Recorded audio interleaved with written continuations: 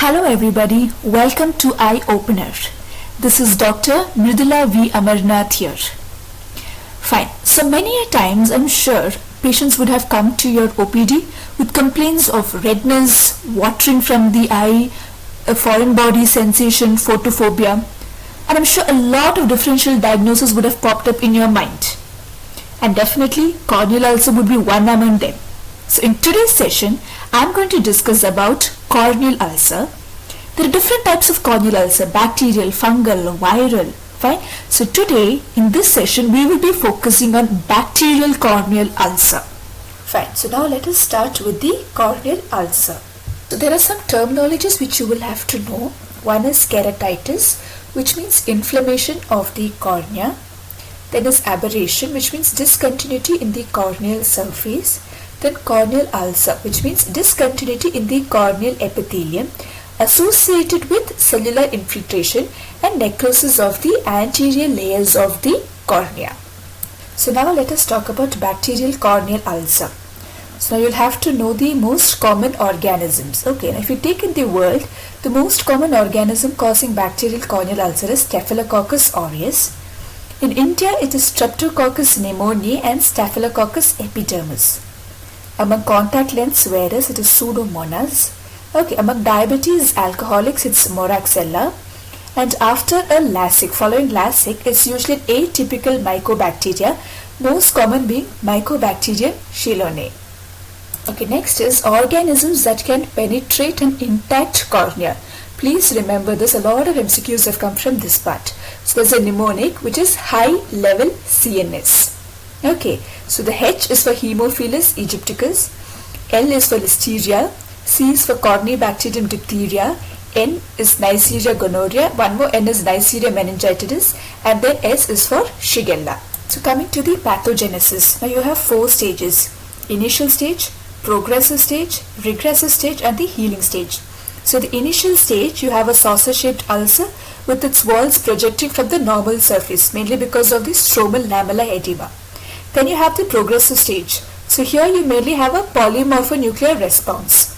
Then you have a regressive stage wherein the floor and the edges become smooth and corneal vascularization starts occurring.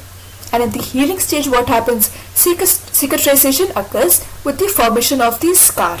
Now the scar formation is permanent if the Bowman's membrane is completely destroyed.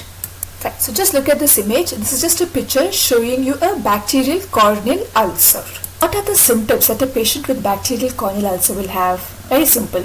They'll have pain, lacrimation, foreign body sensation, redness of the eye, photophobia, and blurriness of the vision.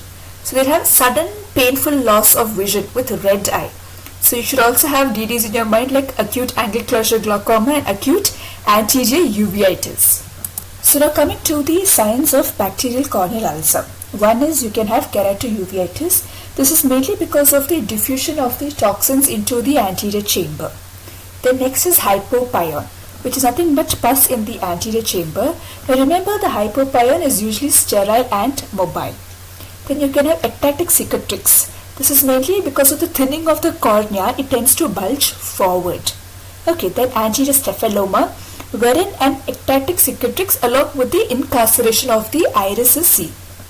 Now descemetocele is nothing but the herniation of the Descemet's membrane. And finally perforation. So when there is a sudden exertion done by the patient, it leads to an increase in the IOP. And we know that the floor of the ulcer is weak. So it tends to give away and then it leads to perforation. Now sometimes if the perforation is small and if it is plugged by the iris, you can get anterior synechiae. But in case if the perforation is large, it can lead to an iris prolapse.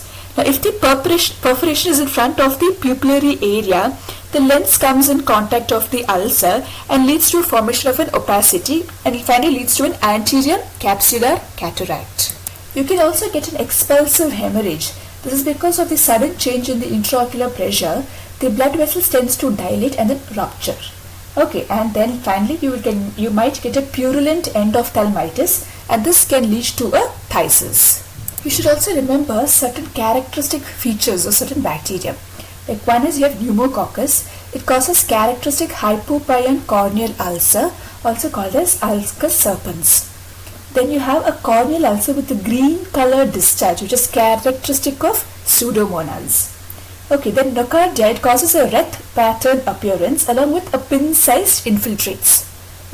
Then you have an atypical mycobacteria which causes a cracked windshield appearance. Okay, and then you also have Streptococcus viridans which causes infectious crystalline keratopathy.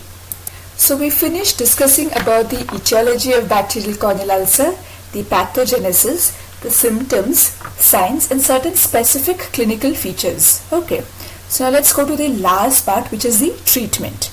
So for treatment, initially a microbiological workup is mandatory. So you take a 15-number blade and scrape the base and the edge of the corneal ulcer. And the sample is sent for grams or Giemsa staining and culture. Okay, so based according to the sensitivity and the culture reports, usually fortified topical antibiotics are indicated in severe cases. We can also add a topical cycloplegics. Fine, that is a treatment. Now, in case of an impending perforation, then what do? You can treat the ulcer with a cyanoacrylate glue, bandage contact lens and patch graft. An important thing which you'll have to remember is topical steroids are contraindicated in bacterial corneal ulcer. Okay, and the second one is pad and patch bandaging again is contraindicated in bacterial corneal ulcer. So with that, we come to an end of this session. So I hope the points are all very clear. So you'll have to pick up immediately once a patient comes to you with redness, foreign body sensation, watering from the eye. That's a case of a corneal ulcer. After that, do a scraping, evaluate and then figure out it's in bacterial corneal ulcer, and then appropriate management has to be done. Okay, so never delay any condition of a corneal ulcer. So all of you have a great day. Thank you so much.